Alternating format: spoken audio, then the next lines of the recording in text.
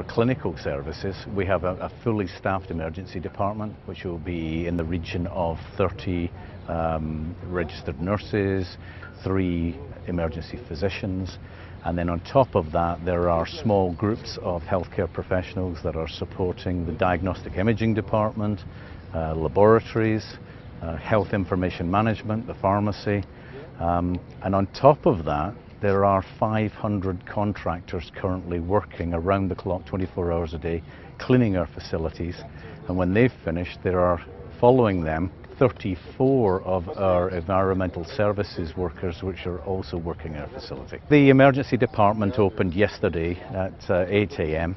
and fully functional, fully staffed.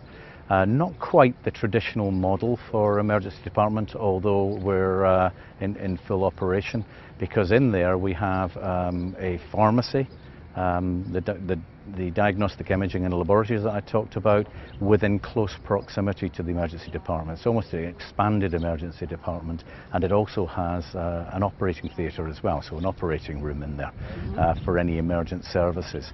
So what we've done is we've tried to accommodate the emergent healthcare needs of the population returning to Fort McMurray, and make sure that we continue working on the other parts of the facilities, which means that in only 2 or 3 weeks we'll be able to reopen our inpatient facilities, for example, medicine department, surgical services in the facility, inpatient surgical services, pediatrics, maternal child. The water damage was on the top and the 5th floor and the 4th floor, and that is being addressed as in the 3rd and 4th steps of our renovation really are.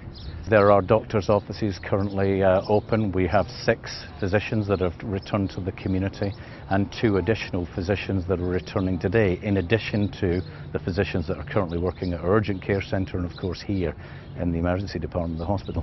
It's fantastic. I mean, yeah, absolutely. When we were evacuated, who knew that the building would even be here when we returned? So the fact that we have a hospital to return to and everyone has pulled together in such a positive way to support each other in opening our hospital as quickly as they have, I think it's fantastic.